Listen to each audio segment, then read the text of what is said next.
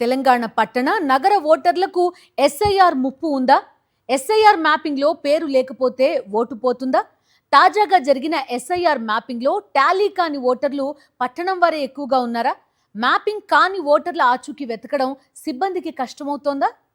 ఓటర్ల జాబితా ప్రత్యేక సమగ్ర సవరణ ఎస్ఐఆర్ 2026 కార్యక్రమంలో కీలకమైన అడుగు ఎన్యూమరేషన్ ఫారాల పంపిణీ. అది ప్రారంభం కాకముందే తెలంగాణ రాష్ట్ర ఓటర్ల జాబితాలో భారీ మార్పులు చోటు చేసుకునే సూచనలు కనిపిస్తున్నాయి. ప్రస్తుతం ఓటర్ల మ్యాపింగ్ ప్రక్రియ గణాంకాలు చూస్తే ముఖ్యంగా హైదరాబాద్, రంగారెడ్డి, మేడ్చల్, మల్కాజ్గిరి జిల్లాల్లో పెద్ద ఎత్తున ఓటర్ల వివరాల పరిశీలన, సవరణ అవసరం ఉన్నట్లుగా స్పష్టమవుతోంది. రాష్ట్రంలో మొత్తం 3.38 కోట్ల మంది ఓటర్లు ఉండగా 2.38 కోట్ల ఓటర్ల మ్యాపింగ్ పూర్తయింది. ఇంకా సుమారు 99.64 లక్షల మంది ఓటర్స్ మ్యాపింగ్ ప్రక్రియలో రావాల్సి ఉంది. వీరిలో సగానికి పైగా హైదరాబాద్, రంగారెడ్డి, మేడ్చల్, మల్కాజ్గిరి, సంగారెడ్డి జిల్లాల వారే కావటం గమనార్హం. హైదరాబాద్ జిల్లాలో 25.24 లక్షలు, మేడ్చల్, మల్కాజ్గిరి జిల్లాలో 16.78 లక్షలు, రంగారెడ్డి జిల్లాలో 15.20 లక్షల మంది ఓటర్ల మ్యాపింగ్ ఇంకా పెండింగ్ లో ఉంది. మేడ్చల్, మల్కాజ్గిరిలో 43.67%, హైదరాబాద్లో 46.69%, రంగారెడ్డిలో 58.68% మాత్రమే మ్యాపింగ్ పూర్తయింది.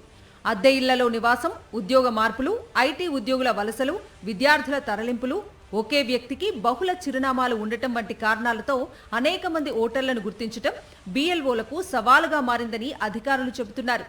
ఈ నేపథ్యంలో జీహెచ్ఎంసీ, సైబరాబాద్, మల్కాజ్గిరి మున్సిపల్ సిబ్బంది సహకారాన్ని తీసుకుంటున్నారు ఎన్నికల అధికారులు.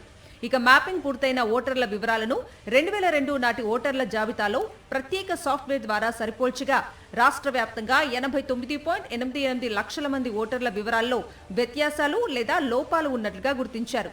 అయితే గ్రామీణ జిల్లాల్లో పరిస్థితి భిన్నంగా ఉంది.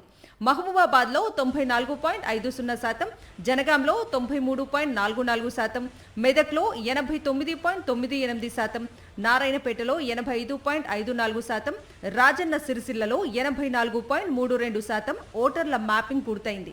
గ్రామీణ ప్రాంతాల్లో జనాభా స్థిరంగా ఉండటం, స్థానిక అధికారులకు ఓటర్లను సులభంగా చేరుకోవటం వల్ల మ్యాపింగ్ వేగంగా పూర్తయినట్లుగా అధికారులు చెబుతున్నారు.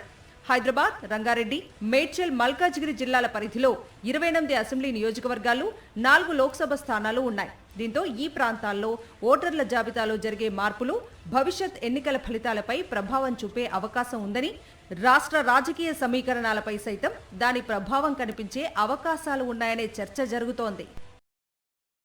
మరిన్ని అప్డేట్స్ కోసం ఛానల్ ను సబ్స్క్రైబ్ చేయండి.